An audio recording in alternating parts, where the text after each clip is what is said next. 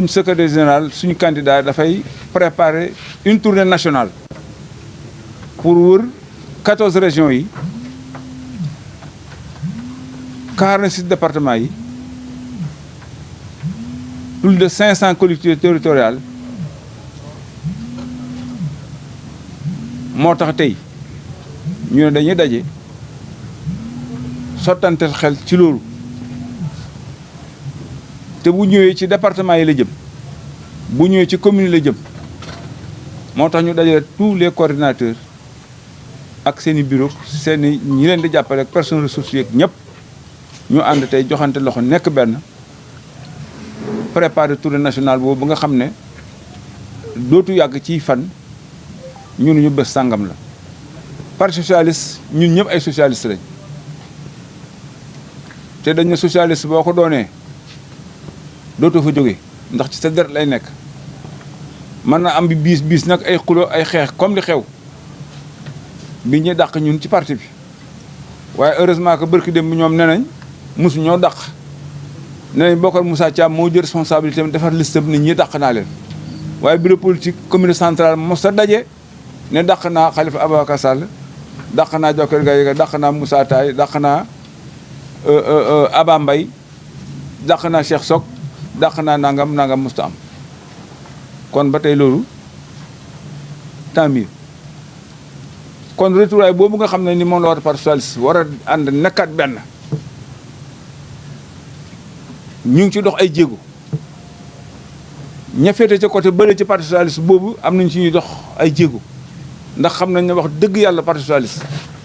lii ñu ko teg képp ku ko teg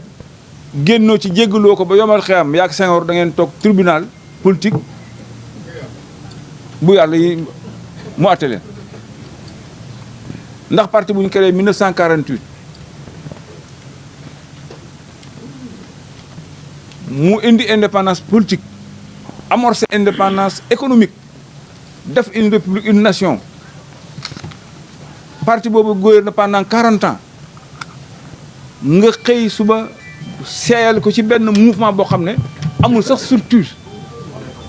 kenn xamul APR kan mooy jiitu ak kan mooy responsable benn boo ko yaakaar kenn xamul kuy jiit ak kuy kenn nit dañ lañ am mooy président Macky Sall mooy def mooy dindi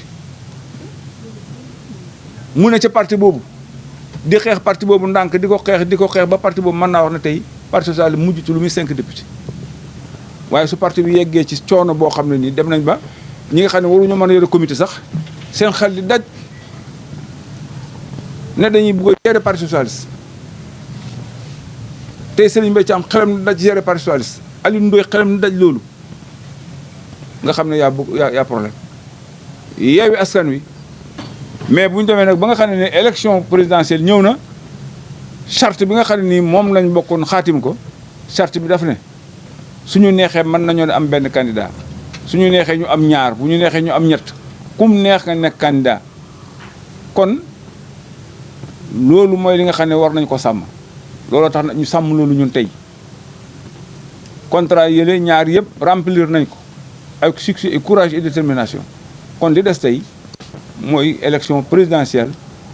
suñ camarade Khalifa Ababacar Sall est candidat pour les élections de 2024 mais Yewwi Askan Wi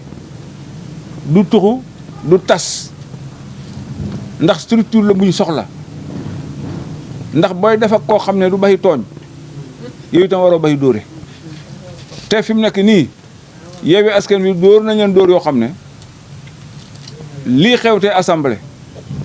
ña doon yuuxu tey ñoom la ñuy yuuxu ña fa doon dóore tey ñëwatuñu yëkkati seen loxo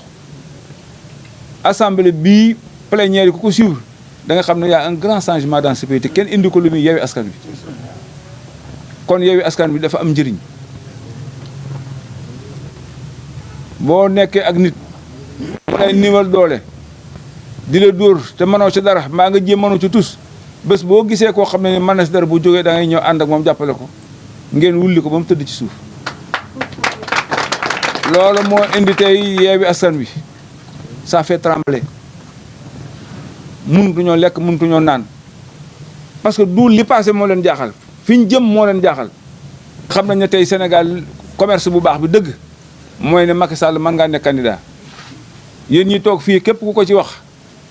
bu suba mën nga am 4x4 mën nga am passeport diplomatique mën na la yóbbu Makka mën nañu embaucher sa doom képp ku ko ne mënoo ko nag sa mbakkan ci xobu sam.